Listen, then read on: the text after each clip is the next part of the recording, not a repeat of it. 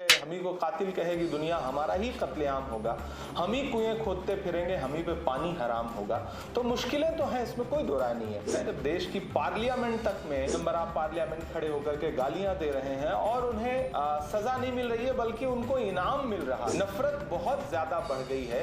इस वजह से असल मुद्दे हाशिए पर चले गए। मुसलमानों का कंधा इस्तेमाल करती है भारतीय जनता पार्टी, लेकिन उसके निशाने पे मुसलमान जितना है उतना ही दलित भी है कि जब जेब कतरे को जेब काटनी होती है तो सबसे पहले वो आपको अलग अलग चीजों में उलझाता है, फिर धीरे से आपकी जेब काट लेता है। जब मुसलमानों का एक कोई मुद्दा उछाला जाता है तब तक पता चलता है कि अपने किसी उद्योगपति दोस्त को नरेंद्र मोदी जी ने कुछ दे दिया। बेटी बचाओ बेटी पढ़ाओ, उसकी स्थिति यह है कि हमने हाथरस देखा, हमने उन्नाव देखा, हमने कठुआ देखा, हमने दिल्ली के जंतर मंतर में बैठी हुई बेटियों का हश्र देखा, हमने मणिपुर देखा, हमने उज्जैन देखा। तब असदुद्दीन ओवैसी उनको क्यों चैलेंज करेंगे? उनकी ख्वाहिश है, वो चाहते हैं कि इस मुल्क में सेकुलरिज्म की लड़ाई लड़ने वाले लोग म्यूजियम में चले जाएं और इक्तिदार पे कौन रहे? नरेंद्र मोदी जी रहे, जिसका एमएलए है राजा सिंह, जो खुल करके मुसलमानों को गालियां देता है, खुल करके आपको भला बुरा कहता है, लेकिन आप उसके खिलाफ अपना कैंडिडेट नहीं उतार। आप क्यों नहीं बाहर निकल के चुनाव लड़ लेते? जाइए बनारस लड़ लीजिए, जाइए अमेठी लड़ लीजिए, और बहुत ज्यादा राहुल गांधी को चैलेंज करने का शौक है तो जाइए वायनाड लड़ लीजिए ना। आप कहते हैं बहुत ज्यादा बड़ी तादाद में मुसलमान है तो जाइए लड़ लीजिए अपने घर में तो कोई भी शेर हो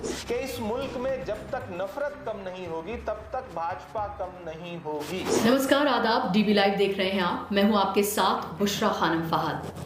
आज हम एक ऐसी शख्सियत से बातचीत करने के लिए आए हैं जो कांग्रेस के मुस्लिम कद्दावर नेताओं में शुमार किए जाते हैं। यूं तो शायरी से उन्होंने अपने करियर का आगाज किया, मकबूलियत हासिल की, लेकिन 2018 में राहुल गांधी से मिलने के बाद 2019 में उन्होंने सियासत में कदम रखा और उत्तर प्रदेश के मुरादाबाद से लोकसभा का चुनाव लड़ा, लेकिन उसमें उन्हें कामयाबी हासिल नहीं हो पाई। लेकिन तब से हम ये देख रहे हैं कि लगातार एक मुस्लिम नेता के तौर पर, ख़ास तौर पर कांग्रेस में उनकी जो हैसियत है वो लगातार बढ़ती हुई हमने देखी है। अभी फ़िलहाल वो महाराष्ट्र से राज्यसभा के एमपी हैं कांग्रेस के, और उसके साथ साथ नेशनल कांग्रेस के माइनॉरिटी डिपार्टमेंट के नेशनल चेयरपर्सन भी हैं। अगर मुस्लिम क़यादत के हवाले से या मुसलमानों के इश्यूज़ के हवाले से अगर हम बात करें तो लोग बहुत उम्मीद से उनकी तरफ देखते हैं। आज इस बातचीत में हम उनसे मुसलमानों के इश्यूज़, हाल में मुसलमानों के हालात, मुसलमानों की क़यादत, राहुल गांधी की इमेज, कांग्रेस की सियासत और उसमें उनका रोल, और ख़ास तौर पर आने वाले जो इलेक्शंस हैं, चाहे असेंबली की बात करें या हम लोकसभा चुनाव की बात करें, उसमें कांग्रेस मुसलमानों को अपनी तरफ राग़िब करने के लिए, अपनी तरफ खींचने के लिए क्या कुछ कर रही है, इस पर हम बात करेंगे। जी हाँ, मैं बात कर रही हूँ इमरान प्रतापगढ़ी की। आप बहुत अच्छे से उनसे वाकिफ़ हैं। इमरान साहब, बहुत बहुत इस्तकबाल, स्वागत आपका डीबी लाइव में। मेरा सवाल आपसे ये है कि इस न्यू इंडिया में एक मुस्लिम लीडर होना कैसा है? क्या चैलेंजेस हैं आपके सामने? हाँ, एक मुश्किल वक्त है, इसमें कोई दो राय नहीं। जहाँ जमहूरियत पर हमले हैं, जहाँ आईन पर हमला है, कॉन्स्टिट्यूशन पर, और इस सब के पीछे कहीं ना कहीं सरकार लगातार लोगों को मनबढ़ कर रही है।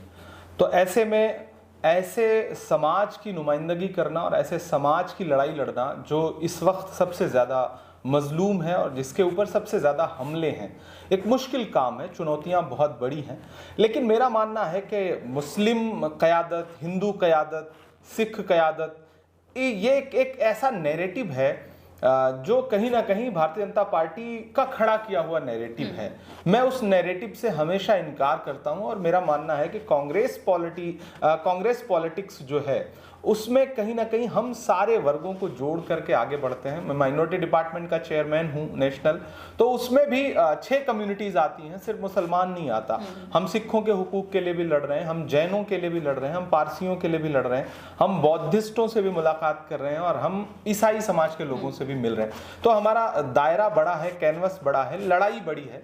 लेकिन राहुल जी ने, कांग्रेस पार्टी ने, खरगे साहब ने जो जिम्मेदारी दी है, उस लड़ाई को अच्छे से निभाने की कोशिश कर रहा है। लेकिन अगर जो मुसलमानों की बात करते हैं, और क्यों सबसे ज़्यादा मुसलमानों की और मुस्लिम क़यादत की बात होती है, क्योंकि हाल फिलहाल में जिस तरह की सियासत हम देख रहे हैं आरएसएस और भारतीय जनता पार्टी की, जो मुसलमानों को सेंटर में रख के ही अपनी पूरी सियासत करते हुए नज़र आते हैं। एक तरह से आप वो जुल्म का जो सेंटर है वो मुसलमान हैं, और मुसलमान देश की दूसरी सबसे बड़ी मेजॉरिटी हैं, इसको भी आप डिनाई नहीं कर सकते हैं।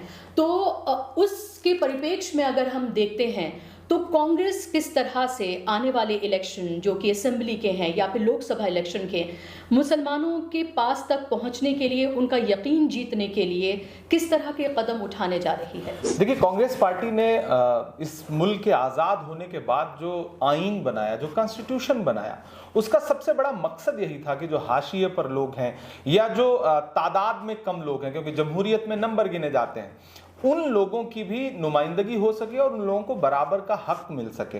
कांग्रेस ने कॉन्स्टिट्यूशन बनाया ही इसलिए।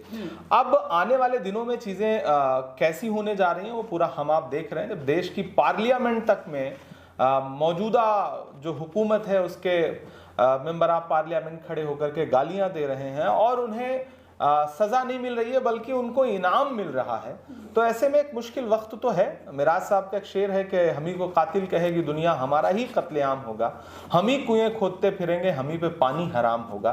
तो मुश्किलें तो हैं, इसमें कोई दो राय नहीं है। लोगों को जोड़ने के लिए हमें कुछ कोई प्लान, अलग से प्लान बनाने की जरूरत नहीं है। कांग्रेस का जो पुराना अप्रोच था कि जब मौलाना आज़ाद साहब को पंडित जवाहरलाल नेहरू सीने से लगाते थे और बराबर का हक देते थे, हम उसी अप्रोच को लेकर के आगे बढ़ रहे हैं। जिस तरह से भारत जोड़ो यात्रा करके राहुल जी ने पूरे मुल्क में अलग अलग समाज के लोगों को, हाशिए पर मौजूद लोगों को सीने से लगाया है, वो एक बहुत बड़ा इस दौर में पैगाम है और हम उसी संदेशे को लेकर के देश भर में जा रहे हैं। लोगों के साथ जो जुल्म हो रहा है उस पर खड़े हैं, यही हमारा टास्क। उत्तर प्रदेश से आप आते हैं। उत्तर प्रदेश में लगभग मुसलमानों की जो तादाद है, जो नंबर है, वो 20% के आसपास है, यानी कि एक सबसे बड़ी आबादी के रूप में अगर देखते हैं तमाम स्टेट्स में तो मुसलमान उत्तर प्रदेश से आते हैं। और अगर योगी आदित्यनाथ की सियासत देखें तो वो भी किस तरह से मुसलमानों को देश का दुश्मन बनाकर उनकी सियासत है। दूसरी पार्टियों को भी हम देखते हैं तो एक तरह से उनके अपीजमेंट के नाम पर क्या कुछ किया जाता है वो हमारे सामने है। उत्तर प्रदेश में कांग्रेस की जो हालत है वो भी पता है आपको, पूरा कैडर अपना खड़ा करना है। पिछले असेंबली इलेक्शन में क्या कुछ हुआ था, किस तरह से आपको कामयाबी नहीं मिल पाई थी उस तरह से, हालांकि प्रियंका गांधी चेहरा बनी थी उसके बावजूद भी।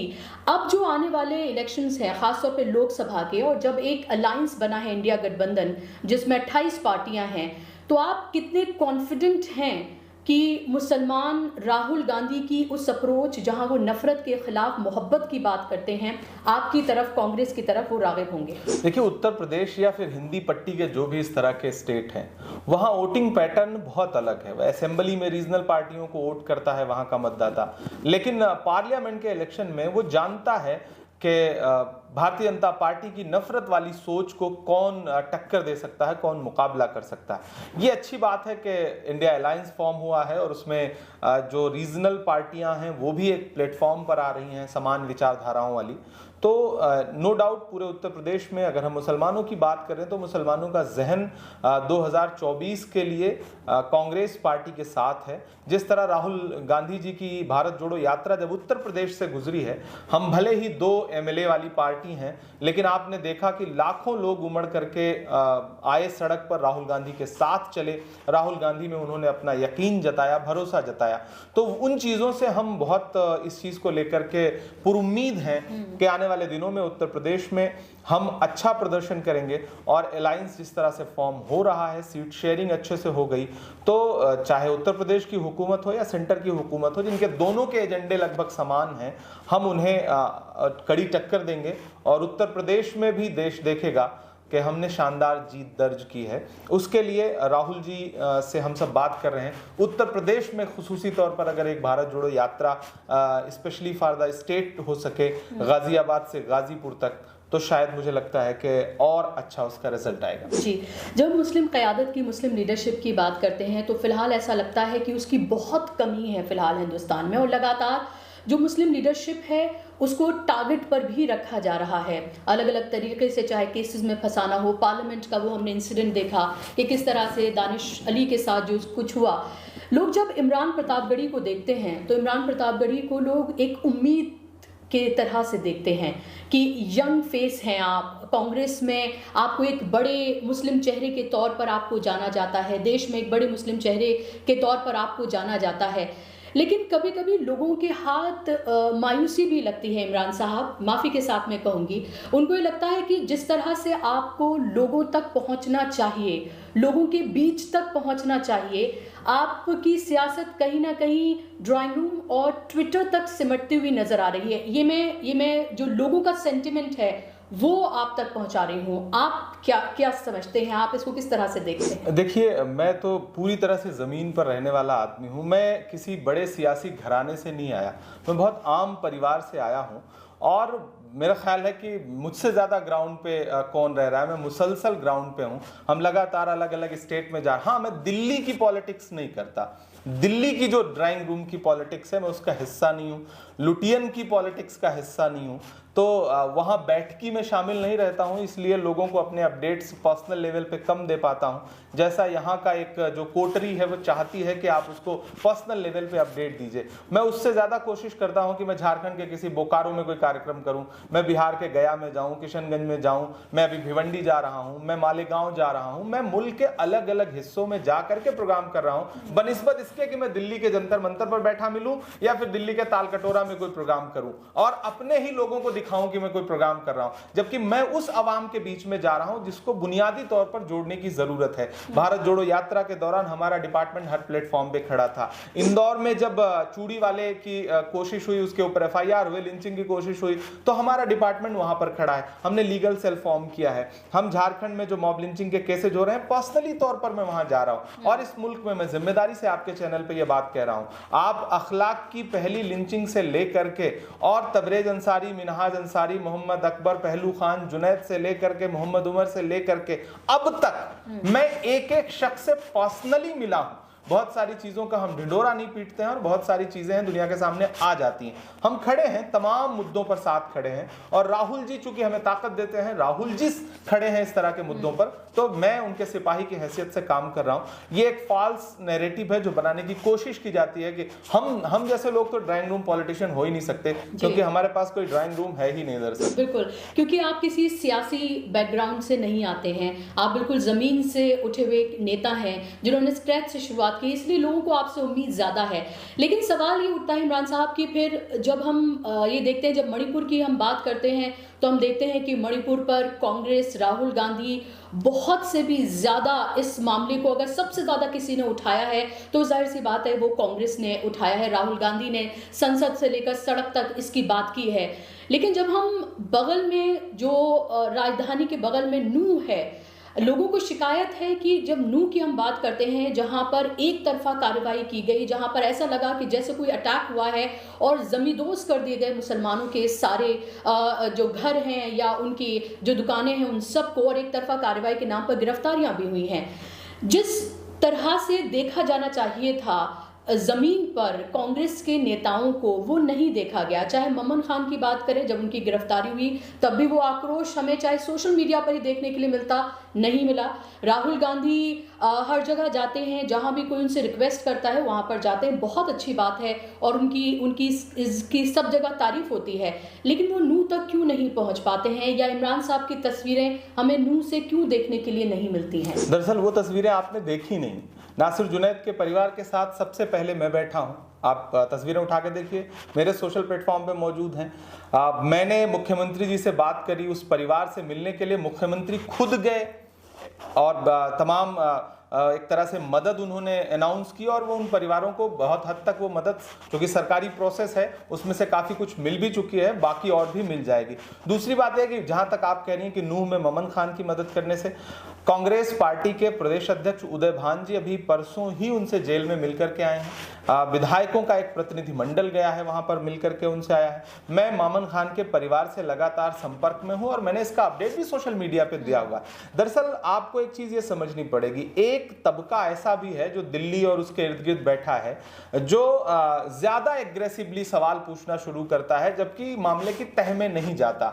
आपको पता है कि हरियाणा में सरकार भारतीय जनता पार्टी की है, वो जिस तरह से इस तरह के मुद्दों पर लोगों को साजिशन फंसाने की कोशिश कर रही है, उससे आप कानूनी तौर पर लड़ सकते हैं और कानूनी तौर पर हम लड़ रहे हैं। हमें पता है कि आने वाले दिनों में हरियाणा में सरकार बदलने जा रही है। भाजपा के पास आखिरी चारा यही है कि हिंदू मुसलमान के बीच में दूरियां पैदा करे, क्योंकि मुद्दों पर उसने कोई काम नहीं किया है।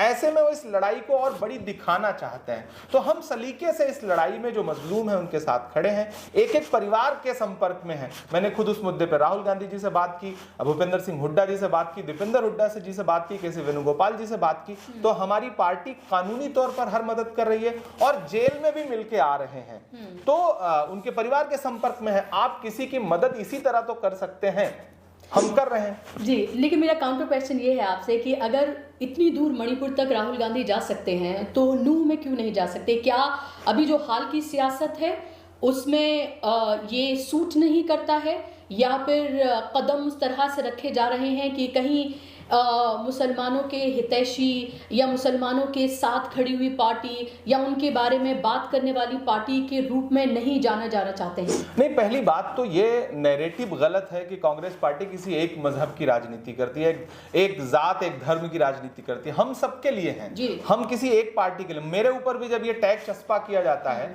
कि मैं मुसलमानों का नेता हूं, तो मैं इससे हमेशा एक बात कहता हूं कि नहीं, मैं सबका नेता हूं। राहुल गांधी जी सबके नेता हैं। आप जब मुसलमानों का नेता खड़ा करने की कोशिश करेंगे तो हिंदुओं के भी नेता खड़े होंगे। आपको ये बात समझनी पड़ेगी, और ये जो सो कॉल्ड बौद्धिक तबका है उसको भी ये बात समझनी पड़ेगी। तो हमें कांग्रेस पार्टी का हमेशा से एक नैरेटिव रहा है कि हम हर मजहब के लोगों के लिए हैं, हमारी पार्टी सबके लिए है। जिनको संविधान जो इजाजत देता है, हमारी कोशिश है कि हमारी सत्ता बने तो हम उसे इंप्लीमेंट कर सकें। राहुल गांधी जी से मेरी इस मुद्दे पे बात हुई थी और मेरा ख्याल है कि वो जल्दी ही जाएंगे भी, ऐसा नहीं है कि नहीं जाएंगे, जाएंगे। स्टेट लीडरशिप मुसलसल वहां पर खड़ी है, प्रेस कॉन्फ्रेंस किया, प्रदेश अध्यक्ष ने प्रेस कॉन्फ्रेंस किया, और स्टेट लीडरशिप की ही कोशिश है जिसकी वजह से बहुत चाह कर भी भारतीय जनता पार्टी नूह के दंगे में जाट समुदाय को इन्वॉल्व नहीं कर पाई। उनकी प्लानिंग बहुत बड़ी थी, सरकार का फेल्योर बहुत बड़ा था, लेकिन वो चाह कर भी दंगे में उस समाज को साथ नहीं ला पाए जिस समाज को लाने की उन्होंने कोशिश की थी। ये कहीं ना कहीं कांग्रेस पार्टी की कोशिशों से ही हुआ, और अब वहां पर चीजें नॉर्मल हो रही हैं। कानूनी तौर पर हम हर मदद कर रहे हैं। जी, अभी हम देख रहे हैं कि राहुल गांधी जब से उन्होंने भारत जोड़ो यात्रा शुरू की है, जाहिर सी बात है कि वो एक नेशनल पॉलिटिक्स की हम बात करते हैं कि तो एक बड़ा ऑल्टरनेटिव बनकर सामने उभर कर आए हैं। लोग उनके बारे में बात करते हैं, जब वो सड़कों पर निकलते हैं लोग उन्हें देखना और सुनना पसंद करते हैं। जब कोई भी, चाहे हम अभी कुलियों की बात करें या उससे पहले रामेश्वर जो है उनकी बात करें या अलग अलग जगहों पर बात करें, लगातार वो लोगों से संवाद कर रहे हैं और उनके जैसा बन के लोगों के साथ वो संवाद कर रहे हैं। और अगर हम अलायंस की पॉलिटिक्स की भी बात करते हैं तो भी जाहिर सी बात है, नेशनल पार्टी दूसरी सबसे बड़ी नेशनल पार्टी है कांग्रेस, तो उस अलायंस में भी राहुल गांधी एक चेहरे के रूप में उभर रहे हैं। मेरा सवाल आपसे ये है, आपको लग रहा होगा कि मुसलमानों को लेकर ही मैं आपसे सवाल पूछ रही हूं। आप पूछिए, सवाल पूछिए। जी, लेकिन मेरा सवाल आपसे यही है कि आगे आने वाले वक्त में मुसलमान बहुत उम्मीद से राहुल गांधी को, कांग्रेस को देख रहे हैं, एक ऑल्टरनेटिव के तौर पर देख रहे हैं। उनमें और यकीन और उम्मीद जगाने के लिए आगे और क्या किया जाएगा कांग्रेस की तरफ से? देखिए, सबसे पहली बात, इस मुल्क में सिर्फ मुसलमान ही नहीं, हर कमजोर आदमी के लिए जो सबसे बड़ी मुश्किल है वो ये है कि समाज टूटा है, नफरत बहुत ज्यादा बढ़ गई है। इस वजह से असल मुद्दे हाशिए पर चले गए। आपको लगता है कि मुसलमान इसका सेंटर है? बिल्कुल सेंटर है, बिल्कुल सेंटर है। मुसलमान हमेशा से मुसलमानों का कंधा इस्तेमाल करती है भारतीय जनता पार्टी, लेकिन उसके निशाने पे मुसलमान जितना है उतना ही दलित भी है, उतना ही पिछड़ा भी है। दरअसल राहुल जी ने भारत जोड़ो यात्रा के दौरान लाल किले के भाषण में एक बात कही थी कि जब जेब कतरे को जेब काटनी होती है तो सबसे पहले वो आपको अलग अलग चीजों में उलझाता है, फिर धीरे से आपकी जेब काट लेता है। जब मुसलमानों का एक कोई मुद्दा उछाला जाता है तब तक पता चलता है कि अपने किसी उद्योगपति दोस्त को नरेंद्र मोदी जी ने कुछ दे दिया। इस बार राहुल गांधी जी ने लंबा टास्क चुना है। हम सबको ये बात समझनी पड़ेगी और खासतौर से मुस्लिम समाज को भी ये बात समझनी पड़ेगी कि इस मुल्क में जब तक नफरत कम नहीं होगी तब तक भाजपा कम नहीं होगी। नफरत कम करने के लिए सियासी पार्टियां, कौन सी पार्टी क्या कोशिश कर रही है, तो आप ये पाएंगे कि सब चुप हैं। पूरे मुल्क में ये टास्क किसी ने लिया तो राहुल गांधी ने लिया। वो कन्याकुमारी से कश्मीर निकले, 4000 किलोमीटर की पैदल यात्रा की और सिर्फ बहुत ज्यादा बिना बोले लोगों को गले से लगा करके, लोगों को अपने साथ जोड़ करके, पैदल साथ में ले करके वो ये संदेशा दे रहे हैं कि नहीं, मुल्क नफरत से नहीं चलेगा, मोहब्बत से चलेगा। इस मुल्क में 90% मसले उसी दिन हल हो जाएंगे जिस दिन सरकार बदल जाएगी। कर्नाटक में आज आप हिजाब का मुद्दा सुनती हैं? नहीं सुनती। हलाल का मुद्दा सुनती हैं? नहीं सुनती। बच्चियों के स्कूल जाने में कोई मुश्किल आ रही है? नहीं आ रही। क्यों? क्योंकि गवर्नमेंट चेंज हो गई। कानूनी तौर पर कुछ बहुत बड़ा नहीं कर दिया, सरकार ने कोई जियो नहीं निकाल दिया, लेकिन ये जो छोटे छोटे संगठन ग्राउंड पर मनबड़ कर दिए गए हैं कि अगर आपको याद होगा, कर्नाटक में एक मंदिर के बाहर ठेला लगाने वाला, फल बेचने वाला अपना तरबूज बेच रहा था, तो वहां जाकर के उसका ठेला पलट दिया गया। ये ताकत कहां से मिलती है? ये ताकत सरकार की चुप्पी से मिलती है कि जब पार्लियामेंट में गाली देता है कोई उनका मेंबर ऑफ पार्लियामेंट, तो उसे सजा नहीं मिलती बल्कि उसे टोंक का प्रभारी बना दिया जाता है। तो जो नीचे का कैडर है उसे एक अलग ताकत मिलती है, फिर वो और एग्रेसिव होकर के लिंचिंग करने के लिए तैयार हो जाता है। ये सब कब कम होगा? तभी कम होगा जो हुकूमत बदलेगी। हुकूमत कैसे बदलेगी? जब तक नफरत नहीं कम होगी तब तक नफरत उनका सबसे बड़ा हथियार है। इस बात को राहुल गांधी जी जानते हैं। उन्होंने एक लंबा टास्क लिया है। हम उस कोशिश में लगे हैं, लोगों के बीच में जा रहे हैं, लोगों को जोड़ रहे हैं,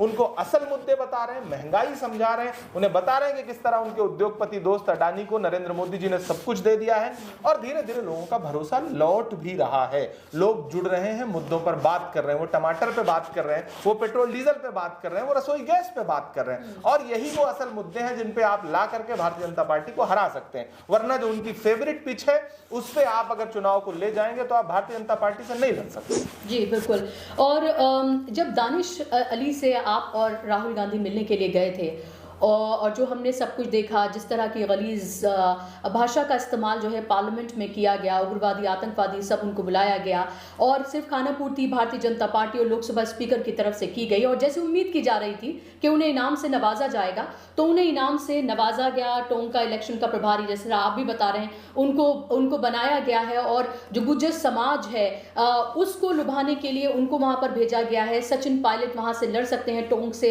इसलिए भी उन्हें वहाँ पर भेजा गया है।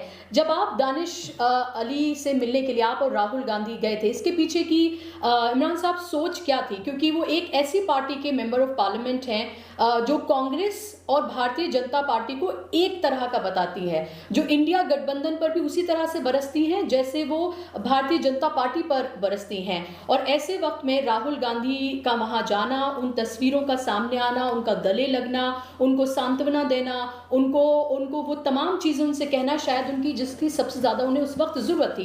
क्या सोच थी जब आप उनके साथ वहां पर गए थे? क्योंकि आपकी तस्वीरें भी हमने देखी थी राहुल गांधी के साथ। बुशरा जी, इसीलिए मैं और खुसूसी तौर पर राहुल जी की तारीफ करता हूं कि राहुल गांधी जी के लिए राजनीतिक दल, राजनीति, सियासत, इस सबसे अलग एक चीज है। वो अक्सर एक बात कहते हैं पर्सनल मुलाकातों में भी कि इस देश में लोकतंत्र और संविधान का बचना बहुत जरूरी है, और हमला इस बार सबसे ज्यादा उसी पर है। तो वो किसी भी पार्टी का हो, अगर यही हरकत भारतीय जनता पार्टी के किसी मुस्लिम एमपी के साथ जो कि अब रह ही नहीं गए, किसी एमएलसी के साथ हुई होती, तो शायद उसके साथ भी राहुल गांधी खड़े होते। आपने तो देखा कि पूरी बेशर्मी के साथ मुख्तार अब्बास नकवी साहब ट्वीट कर रहे थे। आपने ये भी देखा विधूड़ी तो घोषित तौर पर उस तरह की भाषा इस्तेमाल करते हैं चौराहों पर, लेकिन हमें तो उससे भी ज्यादा हैरत थी कि इस देश का पूर्व कानून मंत्री, जिन्हें रविशंकर प्रसाद कहा जाता है, वो पीछे बैठ के हंस रहे थे। इस दिल्ली के एक बहुत सॉफ्ट चेहरे डॉक्टर हर्षवर्धन बगल में बैठ करके हंस रहे थे। तो दरअसल ये पूरी भाजपा की सोच है, नियति है। भारतीय जनता पार्टी ने इलेक्शन से पहले कई नारे दिए थे। एक नारा था बहुत हुई महंगाई की मार, अब की बार मोदी सरकार, और उस नारे की ऐसी तैसी की उन्होंने कि पेट्रोल डीजल 100 रुपए के पार हो गया। आपने देखा रसोई गैस 1000 के पार हो गई, और आपने ये भी देखा कि सब्जियां, आटा, चावल, दूध, दही, टमाटर क्या नहीं महंगा कर दिया। एक नारे की ये हालत हुई। दूसरा नारा उन्होंने दिया सबका साथ, सबका विकास, सबका विश्वास। उसकी सच्चाई यह है कि जो गाली चौराहों पर दी जाती थी, वो गाली देश की पार्लियामेंट में दी जाने लगी। नई पार्लियामेंट शायद इसीलिए बनाई गई क्योंकि पुरानी पार्लियामेंट डॉक्टर बाबा साहब अंबेडकर, मौलाना आजाद पंडित नेहरू के सपनों से बनी थी, वहां गाली देने की छूट नहीं थी। तो शायद इसलिए नई पार्लियामेंट बनाई गई कि वहां भारतीय जनता पार्टी का सांसद खड़ा होकर के किसी भी समाज को गाली दे सकता है। यह है उनका दूसरा नारा। तीसरा नारा आप देख रही हैं कि बेटी बचाओ बेटी पढ़ाओ। उसकी स्थिति यह है कि हमने हाथरस देखा, हमने उन्नाव देखा, हमने कठुआ देखा, हमने दिल्ली के जंतर मंतर में बैठी हुई बेटियों का हश्र देखा, हमने मणिपुर देखा, हमने उज्जैन देखा, आज कल की घटना है। तो ये इनके नारों की सच्चाई है। राहुल जी यही बात कहते हैं कि हमें उन तमाम लोगों को जो जहनी तौर पर इन नारों की चपेट में आ गए थे, जो भरम में आ गए थे, जिन्होंने काट की हांडी 2 बार चढ़ा दी, हमें उनके पास जाना है, हमें उन्हें समझाना है, उनको जोड़ना है। और उसमें अलग अलग पार्टियां, अलग अलग धर्म, अलग अलग जात, अलग अलग मजहब, हमें सबको जोड़ना है। राहुल जी ने नरेंद्र मोदी जी को भी सीने से लगाया था, आपको याद होगा पार्लियामेंट के अंदर दानिश जी के पास गए और उन्होंने दानिश जी को ढांढस बंधाया, उनको ताकत दी और ये सीधे कहा कि नफरत के बाजार में मोहब्बत की दुकान मैं हर जगह खोल रहा हूं, मैं आपके साथ भी खड़ा हूं। और आपने देखा होगा कि दानिश जी को भी अच्छा लगा। मुझे अफसोस है कि जिस ताकत के साथ राहुल गांधी जी खड़े थे, उस ताकत के साथ बहन कुमारी मायावती जी अपने सांसद के साथ क्यों नहीं खड़ी थी जी। और इसीलिए मुस्लिम लीडरशिप को लेकर इसीलिए मेरे बार बार ये सवाल है कि पार्टियों में रहते हुए भी जो मुस्लिम लीडरशिप है उसकी क्या हालत है उन पार्टियों में, वो भी अच्छे से वाकिफ है। मैं यहाँ कांग्रेस की बात नहीं कर रही हूँ, क्योंकि फिलहाल जो राहुल गांधी की कांग्रेस है उसमें बहुत बड़ा फर्क नजर आता है। जब इमरान साहब असदुद्दीन ओवैसी चैलेंज करते हैं राहुल गांधी को और वो कहते हैं कि हैदराबाद से आकर आप चुनाव लड़िए वायनाड की जगह और फिर आपको असलियत पता चलेगी, वो नरेंद्र मोदी को चैलेंज नहीं करते हैं लेकिन वो राहुल गांधी को चैलेंज करते हैं। आप कैसे देखते हैं इस सियासत को, क्योंकि असदुद्दीन ओवैसी यूपीए का हिस्सा रहे थे उस वक्त की जब कोलिशन की गवर्नमेंट थी, और आज जब वो मुसलमानों की सियासत करते हैं, जब वो नफरत के खिलाफ आवाज़ बुलंद करते हैं, दलितों की बात करते हैं वो, और नफरत की बात को के खिलाफ खड़े होते हैं, लोकतंत्र की बात वो करते हैं, उसको बचाने की बात करते हैं, तब ऐसे वक्त में जब एक शख्स लोकतंत्र को बचाने की, संविधान को बचाने की लड़ाई लड़ रहा है, मोहब्बत की बात कर रहा है नफरत के बाजार में, तब असदुद्दीन ओवैसी उनको क्यों चैलेंज कर रहे हैं? क्या लगता है? ये बहुत अच्छा सवाल आपने पूछा है, जरूरी सवाल आपने पूछा है। हबीब जालिद का एक शेर है कि सरे मिंबर वो ख्वाबों के महल तामीर करते हैं, इलाजे गम नहीं करते फकत तकरीर करते हैं। 2 बातें हैं, एक है तकरीरों से लड़ाई लड़ना और एक है बुनियादी मुद्दों पे सड़क पे उतर के लड़ाई लड़ना।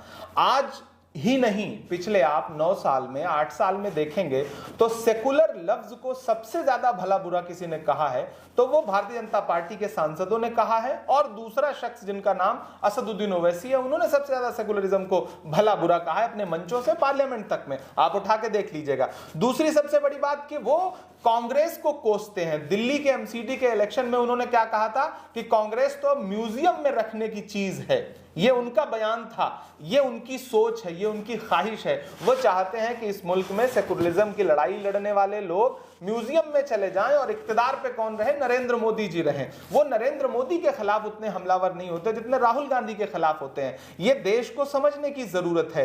रही बात बड़ी बड़ी बातें करने की, तो जिस हैदराबाद से वो सांसद है, मैं तो उनसे कहता हूं और लगातार कह रहा हूं कि आप राहुल गांधी को चैलेंज कर रहे हैं, उससे ज्यादा जरूरी है कि आप जहां आपका हेडक्वार्टर है दारुस्सलाम हैदराबाद में, जहां से आप सांसद हैं, उसकी एक असेंबली है गोशा महल, जिसका एमएलए है राजा सिंह, जो खुल करके मुसलमानों को गालियां देता है, खुल करके आपको भला बुरा कहता है, लेकिन आप उसके खिलाफ अपना कैंडिडेट नहीं उतारते हैं। ये उनके घर से जहां हेडक्वार्टर है वहां का विधायक है वो। ये सच्चाई है। वो उत्तर प्रदेश की घटनाओं पर बात करेंगे, लेकिन आलेर में तेलंगाना में एनकाउंटर हुआ, 5 लोग मारे गए, उनकी लड़ाई कहां तक पहुंची, उस पर कोई बात नहीं करेंगे। दरअसल वो वही बात करेंगे जो भारतीय जनता पार्टी को कहीं ना कहीं सूट करती है। वो तेलंगाना में 8 असेंबली पे चुनाव लड़ेंगे, लेकिन उत्तर प्रदेश और बिहार में जाएंगे तो वो चुनेंगे कि नहीं, हमें तो 100 सीटों पे लड़ना है, हमें तो 50 पे लड़ना है। तो दरअसल वही बात है ना कि बातों से कौन लड़ाई लड़ रहा है और बुनियादी मुद्दों पे कौन खड़ा है। मैं पूरी जिम्मेदारी से कह रहा हूं, आपके चैनल पे कह रहा हूं, अखलाक के परिवार के साथ मैं खड़ा था। तब मैं सिर्फ शायरी करता था, राजनीति में नहीं था।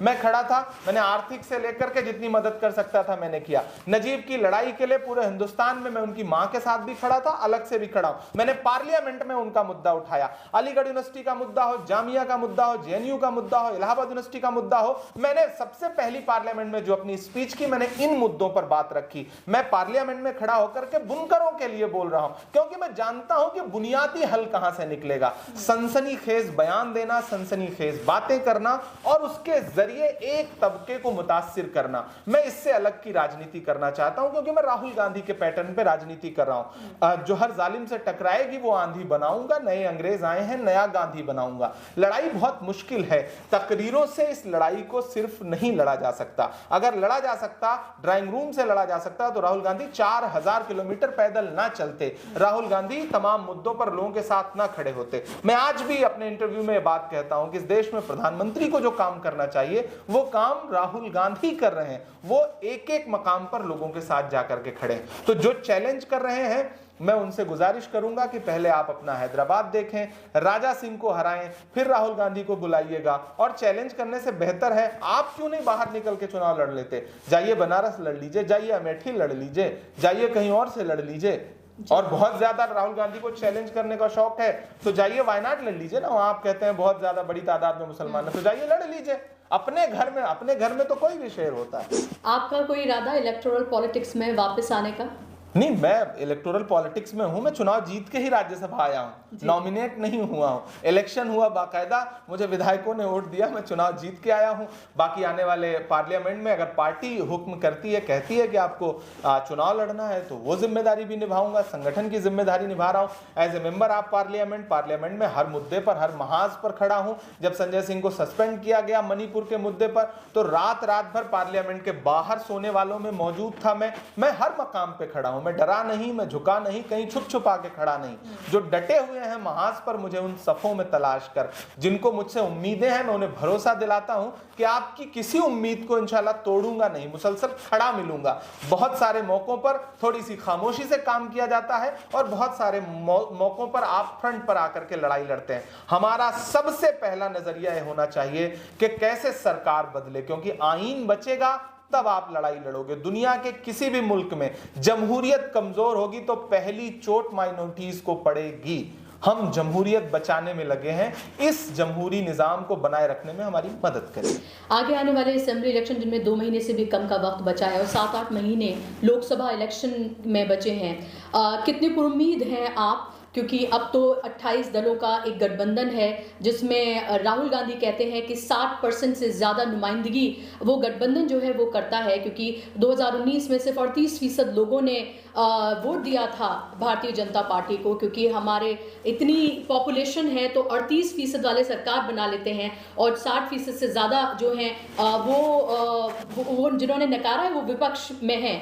तो आगे आने वाले वक्त में आप कितने पुरुम्मीद हैं? आपको क्या लग रहा है, खासतौर पर अगर असेंबली इलेक्शन की मैं बात करती हूँ, क्योंकि वहां पर तो जो गठबंधन है वो मिलकर नहीं लड़ रहा है, क्योंकि कांग्रेस ही मेन अपोजिशन पार्टी है इन तमाम 5 राज्यों में खासतौर। देखिए, इन 5 राज्यों में अगर हम 4 राज्यों की, मेघालय भी एक राज्य है, वहां का इलेक्शन, लेकिन आप जो सारा मीडिया जिस पर सबसे ज्यादा फोकस कर रहा है वो उन 4 राज्यों के चुनाव हैं, मध्य प्रदेश के, छत्तीसगढ़ के, राजस्थान के और तेलंगाना। 2 राज्यों में हम ऑलरेडी सरकार में हैं और मैं पूरी जिम्मेदारी से कह रहा हूं, वहां की ग्राउंड रिपोर्ट और आपके भी सर्वे मेरा ख्याल है यही कह रहे होंगे कि राजस्थान में और छत्तीसगढ़ में कांग्रेस की सरकार फिर से पलट के आ रही है। राजस्थान में भी भारतीय जनता पार्टी के पास कोई चेहरा नहीं है और छत्तीसगढ़ में भी कोई चेहरा नहीं है। यही वजह है कि उनमें आपस में सरकुटौल मची हुई है, जबकि कांग्रेस की योजनाएं इतनी शानदार है, चाहे वो छत्तीसगढ़ हो चाहे वो राजस्थान हो, कि हम वहां जनता का भरोसा अभी तक लगातार जीते हुए हैं। अब आइए मध्य प्रदेश और तेलंगाना। मध्य प्रदेश में भारतीय जनता पार्टी का इंटरनल सर्वे जो बता रहा है उसी का परिणाम है कि भारतीय जनता पार्टी अपने केंद्रीय मंत्रियों को चुनाव लड़ा रही है। वो नरेंद्र सिंह तोमर को चुनाव लड़ा रही है, वो प्रहलाद सिंह पटेल को चुनाव लड़ा रही है, क्योंकि उसे शिवराज के चेहरे पे भरोसा नहीं रह गया। 2 लिस्ट आने के बाद भी अभी तक शिवराज सिंह चौहान को टिकट तक नहीं दिया गया और ऐसी संभावना है कि शायद उन्हें टिकट भी ना मिले। इससे आप अंदाजा लगा सकती हैं कि मध्य प्रदेश में भारतीय जनता पार्टी की हालत क्या है। अब आइए तेलंगाना में अभी जिस तरह रैली हुई है राहुल गांधी जी की, सोनिया जी की, खरगे जी की, उसमें कम से कम 10 लाख लोग थे उस रैली में। उस रैली का जो संदेशा है वो ये है कि कांग्रेस पार्टी वहां भी सरकार बनाने के मकाम पर आ गई है। तो मुझे पूरा यकीन है इन 4 राज्यों में हम सरकार बनाएंगे, और जब हम इन 4 राज्यों में सरकार बनाएंगे तो लोकसभा चुनाव पे इन नतीजों का क्या असर पड़ेगा पूरा देश जानता है। इसीलिए वन नेशन वन इलेक्शन जैसी थियरी लेकर के आई है भारतीय जनता पार्टी की सरकार। इन 4 राज्यों की चुनावों की आहट और रुझानों को देख करके जो बौखलाहट है, उसी के तहत ये सारी चीजें फ्लोट की जा रही हैं मार्केट में। जी। अभी हम देख रहे हैं कि प्रधानमंत्री जब अलग अलग भाषण कर रहे हैं रैलियों में जाकर, तो अभी हाल की मध्य प्रदेश की जो हमने रैली देखी, जहां उन्होंने शिवराज सिंह चौहान का नाम तक भी नहीं लिया, उनकी किन्हीं योजनाओं का नाम नहीं लिया, लेकिन कांग्रेस को 51 मिनट में 44 बार उन्होंने कांग्रेस का नाम जरूर लिया। और वो इतना शायद कांग्रेस अपने बारे में बात नहीं करती होगी जितना नरेंद्र मोदी जो है वो कांग्रेस के बारे में बात करते हैं। ये तो अगर अलायंस की बात करें तो वो अलायंस में 28 पार्टियां हैं, लेकिन सबसे टारगेट पे जो है वो जाहिर सी बात है कांग्रेस पार्टी है, क्योंकि वो दूसरी सबसे बड़ी नेशनल पार्टी है। और अगर कोई टक्कर देने के मकाम पर कोई है तो वो उसमें कोई दो राय नहीं है कि वो कांग्रेस पार्टी ही है। तो एक तरफ तो हम ये देखते हैं, दूसरी तरफ हम ये देखते हैं कि राहुल गांधी लगातार मुद्दों की बात कर रहे हैं। वो अडानी की बात करते हैं, अब जातिगत जनगणना की बात की जा रही है, ओबीसीज की बात की जा रही है, आरक्षण की बात की जा रही है, महिला आरक्षण की अगर हम बात करते हैं। तो आपको लगता है राहुल गांधी ने एक ऐसी जगह पर चोट की है नरेंद्र मोदी को जो सबसे ज्यादा दुख देने जा रही है, और इसीलिए खुद को ओबीसी प्राइम मिनिस्टर कहते हैं, लेकिन अब रैलियों में वो ओबीसी का नाम भी नहीं ले रहे हैं। आप एक स्ट्रेटजी के तहत ये पूरी पिच जो है तैयार की गई है, और आगे वाले इलेक्शन में हम यही देखेंगे कि सबसे ज्यादा अगर किसी पर बात की जाएगी तो जातिगत जनगणना और ओबीसी। दरअसल आपके सवाल में ही आधा जवाब भी है, आपने जवाब भी दिया है। मैंने शुरू से कहा ना कि राहुल गांधी जी भारतीय जनता पार्टी की पिच पर बैटिंग ना करके एक उन्होंने नई पिच तैयार की है, देश का जहन बनाया कि मुद्दों पर बात होनी चाहिए। देखिए, सरकार और नरेंद्र मोदी की जो राजनीति है वो बहुत एक तरह से मैं ये कहूं कि धूर्तता की राजनीति है। आप उनसे पूछेंगे टमाटर क्यों महंगा है तो वो आपसे कहेंगे कि नहीं मुसलमानों पे बात करिए। जब आप पूछेंगे कि पेट्रोल डीजल और रसोई गैस क्यों महंगा है तो फिर आपसे वो कहेंगे कि नहीं आप जो है पाकिस्तान पर बात करिए। ये जो ट्रैप है और इसमें जनता फंसती है। ऐसे में राहुल गांधी जी ने एक लंबा टास्क लिया, बड़ी मेहनत की, पैदल चले, वो हजारों किलोमीटर पैदल चले, हम सब साथ रहे। अब जाकर के कहीं ना कहीं मुल्क में उन्होंने एक मुद्दों की राजनीति का जहन बनाया। वो आज जा रहे हैं यूपीएससी के छात्रों के बीच में, वो जा रहे हैं मोटर मैकेनिकों के बीच में, वो जा रहे हैं किसानों के बीच में, वो अनाज मंडी में जा रहे हैं, वो जा रहे हैं ट्रक ड्राइवरों के साथ बैठे हुए हैं। इस सब से भारतीय जनता पार्टी परेशान है। वो कुलियों के बीच में जा रहे हैं तो भारतीय जनता पार्टी के पास कुछ नहीं बच रहा है, तो वो राहुल जी के सर पे जो अटैची रखी है उस पर टिप्पणी कर रहे हैं। मतलब उनकी टिप्पणियों का अस्तर क्या गया। वो राहुल गांधी की दाढ़ी पर टिप्पणी कर रहे हैं, वो राहुल गांधी की टी शर्ट पर टिप्पणी कर रहे हैं। तो भाजपा कहां जाकर के खड़ी हो गई है, यह उनका मानसिक दिवालियापन दिखाता है। ऐसे में वो फंस करके अब आए इस पर कि ओबीसी, राहुल जी ने जिस तरह का भाषण दिया महिला रिजर्वेशन बिल पर, उसने भारतीय जनता पार्टी को फंसा दिया है। भारतीय जनता पार्टी की मंशा भी नहीं है, उन्हें करना भी नहीं है, लेकिन बिल लेकर के आए, इवेंट करने के लिए वो बिल लेकर के आए। ये बिल जब 10 साल बाद लागू होगा तो इसको कभी भी लाया जा सकता था, लेकिन उसके लिए रात के 12 बजे तक संसद चलाना, महिला सांसदों को इकट्ठा करके उनसे स्तुति गान करवाना, ये भारतीय जनता पार्टी की इवेंट पॉलिटिक्स है। वो भाजपा इस बार फ्रेम में फंस गई है। मध्य प्रदेश उसका सबसे बड़ा इम्तहान है, जहां ओबीसी पॉलिटिक्स बहुत मजबूत है। और अब आप देखेंगी कि शिवराज सिंह चौहान उनका एक ओबीसी चेहरा है। हालत यह हो गई है कि प्रधानमंत्री जी अपने भाषणों में उनका नाम तक लेने को तैयार नहीं है। मुसलमानों के कंधे पे बंदूक रख के चलाने वाली राजनीति वहां नहीं चल पा रही है। स्थिति यह हो गई है। यही वजह है कि पहले उन्होंने चलती विधानसभा में से येदियुरप्पा को कर्नाटक में से हटाया, जिसका परिणाम रहा कि कर्नाटक हारे। यही स्थिति यहां पर बनने जा रही है। और हमारे 4 चीफ मिनिस्टर हैं, उनमें से 3 ओबीसी समाज के हैं। तो हम तो ओबीसी समाज को लगातार इंसाफ भी दे रहे हैं, हम उनको लगातार रिप्रेजेंटेशन भी दे रहे हैं, लेकिन भाजपा कितना रिप्रेजेंटेशन दे रही है, भाजपा कितना ईमानदार है, वो महिला बिल पर उनके मंत्री के जवाबों से कंफर्म हो गया। तो पहली बार वो मुद्दों पर आए हैं। हम दुआ करते हैं के आने वाले चुनाव मुद्दों पर हो, भाजपा कोई नया प्रोपेगंडा ना खड़ा करे, जैसा सत्यपाल मलिक जी और भी कई नेता जिस तरह की आशंका जाहिर करते हैं, ऐसी कोई आशंका सही साबित ना हो। मुद्दों पर चुनाव हो, मुद्दों पर चुनाव होगा तो भाजपा को मुंह की खानी पड़ेगी। जी, मेरे दो आपसे बस आखिरी सवाल। अभी ये खबर आ रही है और ये एक मेन टीवी चैनल के हवाले से ये खबर आई कि राहुल गांधी अयोध्या राम मंदिर जा सकते हैं। इस खबर की मैं कितनी सच्चाई है ये मैं आपसे जानना चाहती हूँ। और क्या जो चैलेंज किया गया था ख़ासतौर पर हेमंत बिस्व शर्मा की तरफ से, उन्होंने कहा था कि राहुल गांधी को अयोध्या लेकर जाएं, अगर वाकई में कमलनाथ और बात की गई छत्तीसगढ़ के मुख्यमंत्री भूपेश बघेल की वो अपने आप को हिंदू मानते हैं तो वो उनको लेकर जाएं। क्या इस चैलेंज का ये जवाब है? इस बात में कोई सच्चाई है? नहीं, देखिए, राहुल गांधी जी एक धार्मिक व्यक्ति हैं। उनकी खास तौर पे जो श्रद्धा है वो शिव के साथ है। वो शिव भक्त खुद को कहते भी हैं। और जब आप उनसे व्यक्तिगत मुलाकातों में बैठिए तो वो जो दार्शनिक बातें करते हैं उसका आधार भी वही होता है। वो हर धर्म के जो पूजा स्थल हैं उनमें जाते हैं, वो गिरजाघर में भी जाते हैं, वो मस्जिदों में भी गए, दरगाहों पे भी गए, वो जो है गुरुद्वारों में भी गए, हम सबने तस्वीरें देखी, वो मंदिरों में भी गए।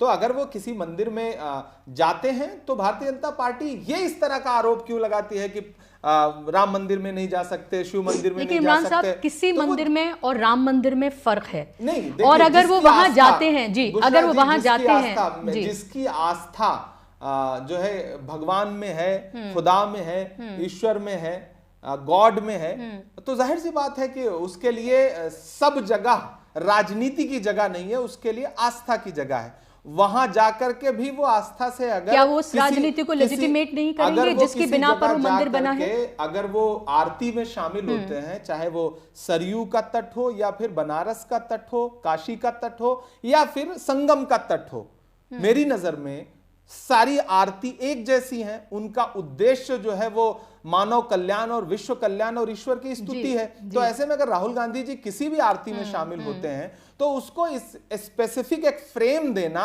ये भाजपा की राजनीति हो सकती है, कांग्रेस की राजनीति ये नहीं है। क्या उस सियासत को लेजिटिमेट नहीं करेंगे राहुल गांधी अगर वहां पर जाते हैं जिसकी बिना पर पूरी सियासत बदली इस देश की और वो राम मंदिर बना, चाहे सुप्रीम कोर्ट के ऑर्डर के बाद ही सही? अगर वहां जाते हैं तो क्या उस सियासत को वो लेजिटिमेट नहीं करेंगे जिन मुसलमानों के यकीन जीतने की बात बार बार की जा रही है?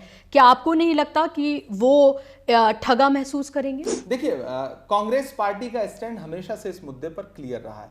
उसने कहा कि हम सुप्रीम कोर्ट के वर्डिक्ट के साथ, जाहिर सी बात है, हम उसमें भरोसा रखते हैं और देश का हर भारतीय, मेरा ख्याल है, उसने इस मामले पे सुप्रीम कोर्ट के फैसले पर एक तरह से चुप्पी साधी, सहमति जताई।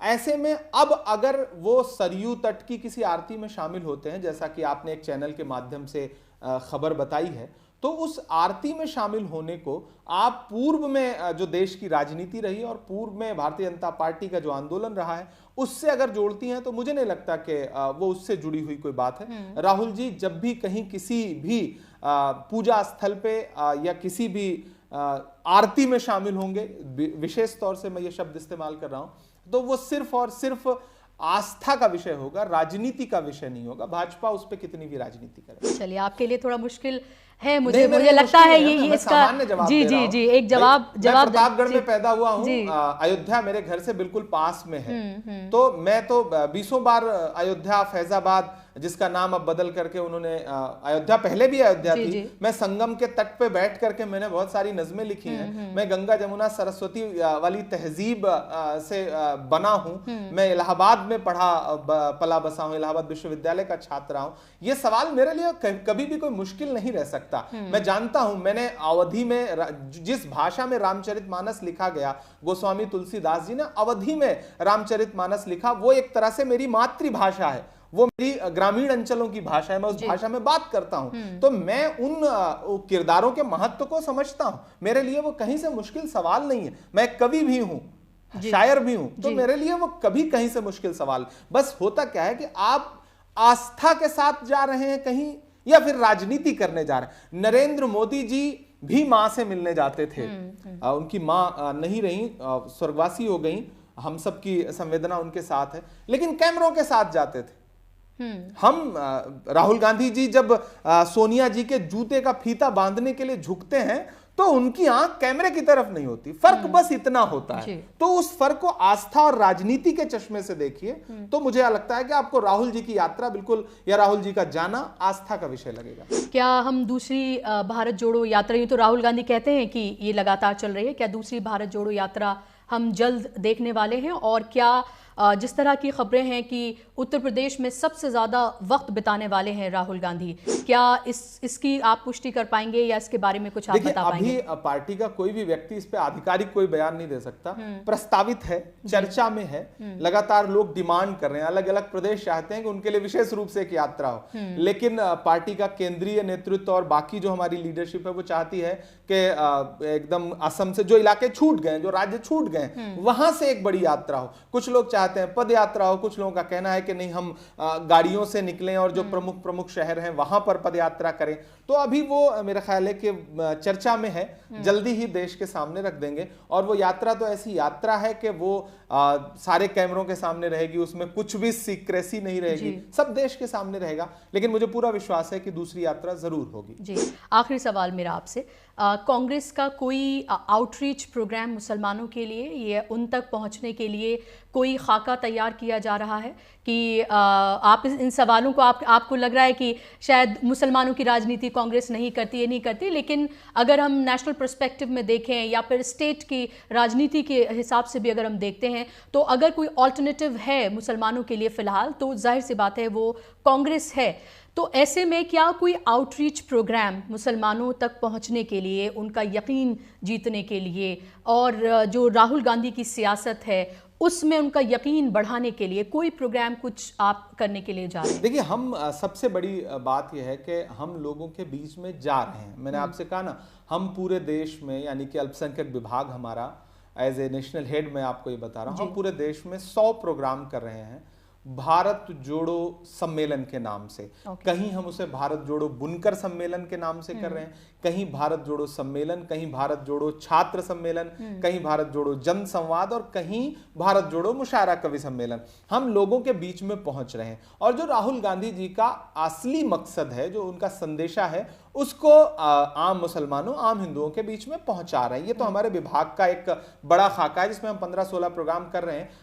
6 तारीख को, 6 अक्टूबर को हम भिवंडी में एक बड़ा बुनकर सम्मेलन कर रहे हैं। छोटे छोटे वो कारोबारी मुस्लिम समाज के जिनके कारोबार उनके हाथ में थे और उससे उनकी रोजी रोटी चलती थी, सरकार ने उसे बर्बाद किया। बुनकर उद्योग तबाह हुआ, मुरादाबाद का पीतल उद्योग बर्बाद हुआ, सहारनपुर का लकड़ी उद्योग बर्बाद हुआ, अलीगढ़ का ताला उद्योग बर्बाद हुआ। सरकार ने इनको बेसहारा छोड़ रखा है। तो पहली बात, हम उनके बीच में पहुंच रहे हैं। दूसरी बहुत महत्वपूर्ण बात है कि आप आम भारतीयों को आम मुसलमानों से अलग करके मत देखिए। उनकी भी समस्याएं लगभग वही हैं जो आम भारतीयों की हैं, आम हिंदुओं की हैं। पेट्रोल डीजल अगर 100 रुपए का मिल रहा है तो वो सबको मिल रहा है ना, हिंदू को भी मुसलमान को भी। गैस सबको उतने की ही मिल रही, सब्जी उतने ही की ही सबको मिल रही है। तो हम उनके बीच में जाकर के वो मुद्दे भी एड्रेस कर रहे हैं। मुसलमान भी इस देश की राजनीति में मुख्य धारा का हिस्सा है। हम उसके बीच में जाके राहुल जी का संदेशा बता रहे हैं और आम मुसलमान, आम अल्पसंख्यक, आम हिंदू भाई सब ये समझते हैं कि सरकार बदलेगी तो 90% चीजें उसी दिन बदल जाएंगी, उसी दिन सही हो जाएंगी। तो हमारा सबसे बड़ा आउटरीच प्रोग्राम यही है कि हम राहुल जी के भारत जोड़ो यात्रा के संदेशे को लेकर के देश के अलग अलग शहरों में प्रोग्राम कर रहे हैं। हमारा संगठन ग्रामीण स्तर पे काम कर रहा है। जहां भी जुल्म हो रहा है हम लोगों के साथ खड़े हैं। कोशिश कर रहे हैं कि मैं खुद पहुंचूं, नहीं तो हमारा प्रदेश अध्यक्ष जो है, प्रदेश चेयरमैन होता है, वो पहुंच रहा है। तो लोगों के दर्द में साथ खड़े होना ही मुझे लगता है इस दौर की सबसे जरूरी राजनीति है और वो जरूरी राजनीति हम कर रहे हैं। जाहिर सी बात है, क्योंकि जो कमज़ोर होता है उसको अटेंशन की ज़्यादा ज़रूरत होती है, उसके साथ खड़े होने की ज़्यादा ज़रूरत होती है। और यही वजह है कि जब हम पूरी पॉलिटिक्स की बात करते हैं और हम ये कहते हैं कि हम मुसलमानों को अलग हटा कर देख रहे हैं, तो सच्चर कमेटी की रिपोर्ट से लेकर तमाम वो रिपोर्ट्स बताती हैं कि मुसलमानों के हालात क्या हैं। जब हम आरक्षण की बात करते हैं तो इसलिए आरक्षण की बात करते हैं क्योंकि पता है कि उनका हाथ पकड़कर उनको आरक्षण देकर उनको मजबूत करने की ज़रूरत है, और वही शायद मुसलमानों का हाल भी है। और इसीलिए उनको स्पेशल अटेंशन देने की या उनके मुद्दों को अलग से देखने की भी ज़रूरत है, क्योंकि ये अलमिया है इमरान साहब कि 70 सालों के बावजूद भी मुसलमानों का वाहिद मसला, उनका तहफ़्फ़ुज़, उनका सिक्योरिटी ही बनकर रह गया है। आज वो कभी ट्रेनों में मारे जाते हैं उनकी आइडेंटिटी के हिसाब से, कभी वो कल की खबर आप ये देखिए नंदनगरी में वो एक मेंटली चैलेंज्ड जो इंसान था, जी बिल्कुल जी, वो एक केला खा लेता है प्रसाद का तो उसे इतनी बुरी तरीके से पीट पीट कर मार दिया जाता है। और ये राजधानी में, देश की राजधानी में ये सब कुछ हो रहा है। बिल्कुल, इस तरह की घटनाओं पे और शर्मनाक ये है बुशरा जी कि रेलवे में आरएएफ का जवान ढूंढ करके पहचान के आधार पर गोली मारता है। देश का रेल मंत्री एक ट्वीट तक नहीं करता, देश के प्रधानमंत्री चुप रहते हैं। कम से कम, मैं बहुत बड़ी बात नहीं कर रहा हूं, मैं यहाँ सांसद और राजनेता की हैसियत से नहीं बल्कि एक इंसान की हैसियत से कह रहा हूँ कि 2014 से पहले आप ये तस्वीरें नहीं देखते थे ना कि सड़क पे चलने वाले किसी एक आम आदमी को एक भीड़ पकड़े और मार दे। ये मंजर तो 2014 के बाद आपकी आंखों के सामने आए ना। तो इन ताकतों के पीछे कौन है ये किसी से छुपा नहीं है। और ये राजनीति पूरी बेशर्मी से की जा रही। जब पूरा एक सिस्टम पूरे एक समाज को अलग थलग कर दे, मारने पर उतारू हो जाए, तो जाहिर सी बात है वो समाज किस परिस्थिति से गुजर रहा होगा ये हमें समझने की जरूरत है। और ऐसे में उसे सीने से लगाने के लिए कोई खड़ा है तो उसका नाम राहुल गांधी है। हम लोगों के बीच में जाके यही भरोसा दिला रहे हैं और आप देखेंगी कि लोगों का भरोसा बहाल भी हो रहा है। बिल्कुल, आने वाला वक्त ज़रूर बताएगा। बहुत कम वक्त बचा है। अगर आम इलेक्शन की अगर हम बात करते हैं, लोकसभा इलेक्शन की और ख़ास तौर पर अभी असेंबली के इलेक्शन की अगर हम बात करते हैं तो बिल्कुल साफ हो जाएगी तस्वीर कि किस तरह से चीज़ें बदल रही हैं। क्योंकि कर्नाटक और हिमाचल इसका एग्जाम्पल है कि राहुल गांधी की भारत जोड़ो यात्रा के बाद तस्वीरें बदली हैं और वो लोगों ने उनके ऊपर यकीन जो है वो दिखाया है। और ये यकीन कितना बढ़ता है ये आगे आने वाला वक्त जो है वो जरूर इसको पूरी तरीके से साफ कर देगा। बहुत बहुत शुक्रिया इमरान साहब अपना वक्त देने के लिए और हमारे साथ जुड़ने के लिए। शुक्रिया।